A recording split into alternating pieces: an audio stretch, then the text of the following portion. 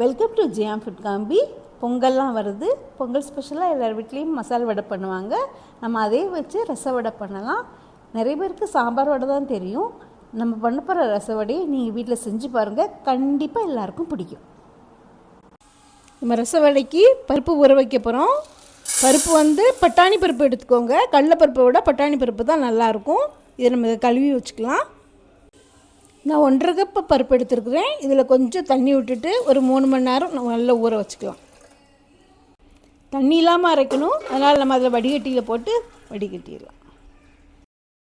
நம்ம ஊற வச்சுருந்தோம்னா அந்த பருப்பை கொஞ்சம் கொஞ்சமாக மிக்சியில் போட்டு குறைப்பாக அரைச்சிக்கலாம். இந்த மாதிரி பருப்பை ஃபுல்லாக அந்த பல்ஸ் மோடில் போட்டிங்கன்னா இந்த மாதிரி குறைப்பாக அரைச்சிடலாம். அது மாதிரி எல்லாத்தையும் அரைச்சி வச்சுக்கோங்க. இது கூட கொஞ்சம் சில்லி பவுடர், சால்ட், பொடி பொடியாக வெட்டி வச்ச கருவேப்பிலை, இது கூட கொஞ்சம் காயப்பொடியும் சேர்த்து எல்லாம் சேர்த்து மிக்ஸ் பண்ணிடலாம்.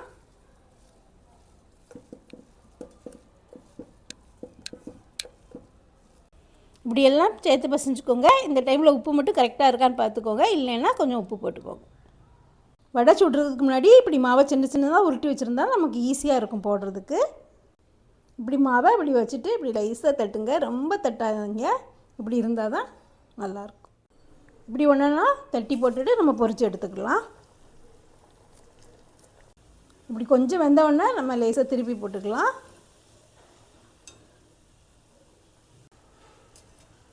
வெந்துருச்சு. நல்லா ரொம்ப முருகலாக எடுக்க வேண்டாம். இப்படி இருந்தால் தான் அந்த ரசத்தில் ஊறும். அதனால் இப்போ எடுத்துடலாம். அதே மாவில் நம்ம மசால் வடையும் பண்ணிடலாம். அதுக்கு நம்ம கொஞ்சோண்டு அதில் சோம்பு, அது கூட கொஞ்சம் சின்ன வெங்காயம், கொஞ்சம் கூட சில்லி பவுடர் போட்டுக்கலாம். கூட ஒரு பிஞ்சு உப்பும் போட்டு நல்லா பசைஞ்சுக்கோங்க. ரசவடைக்கு ஆனியன் போடணும்னு தேவையில்லை. இதுக்கு ஆனியன் போட்டால் நல்ல மொறுமொறுப்பாக நல்ல டேஸ்ட்டாக இருக்கும். கொஞ்சம் பருப்பை இப்படி எடுத்து வச்சுக்கோங்க. அதையும் நம்ம இது கூட போட்டுடலாம். இதையும் சேர்த்து பசைஞ்சுக்கலாம். மசால் வடைக்கு அது கொஞ்சம் நல்லா அப்படி ப்ரெஸ் பண்ணிக்கோங்க. இது நல்லா மொறுமொறுன்னு பொரிச்சா நல்லா டேஸ்ட்டாக இருக்கும். இதையும் அதே மாதிரி பொரிச்சு எடுத்துக்கலாம். இந்த மசால் வடைக்கு மட்டும் கொஞ்சம் நல்ல முருகலாக இப்படி பொரித்து எடுத்துக்கோங்க.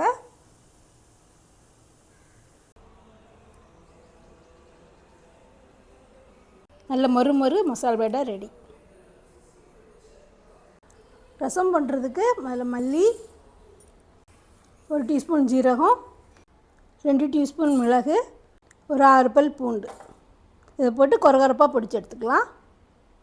ரசத்துக்கு தாளிச்சிக்கலாம். அதுக்கு 1 டீஸ்பூன் எண்ணெய், அதில் கொஞ்சம் கடுகு,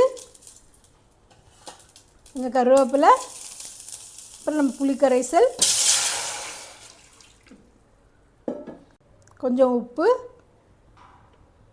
அதில் கொஞ்சம் மஞ்சள் பொடி, காயம் கொஞ்சம் கரைச்சி வச்சுருக்கேன், அதை விட்டுடலாம். அப்புறம் சில்லி பவுடர், நம்ம பொடிச்சு வச்சுருந்தோம்ல அந்த ரசப்பொடி, இதில் கொஞ்சம் நிறைய அந்த வடையெல்லாம் மூழ்கிற மாதிரி நிறைய தண்ணி விட்டுக்கோங்க.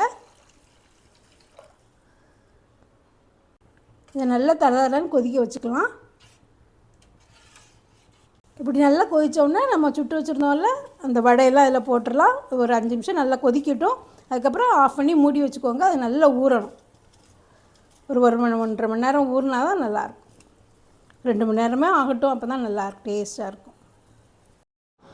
வடை நல்லா ரசத்தில் ஊறிடுச்சு பாருங்கள். நீங்கள் சாப்பிடும்போது இந்த ரசத்தோடு சேர்த்து சாப்பிட்டு பாருங்கள், நல்லா டேஸ்ட்டாக இருக்கும். நீங்கள் கண்டிப்பாக வீட்டில் செஞ்சு பாருங்கள். சேனலை சப்ஸ்கிரைப் பண்ணி சப்போர்ட் பண்ணுங்கள். ஓகே, தேங்க்யூ, பாய்.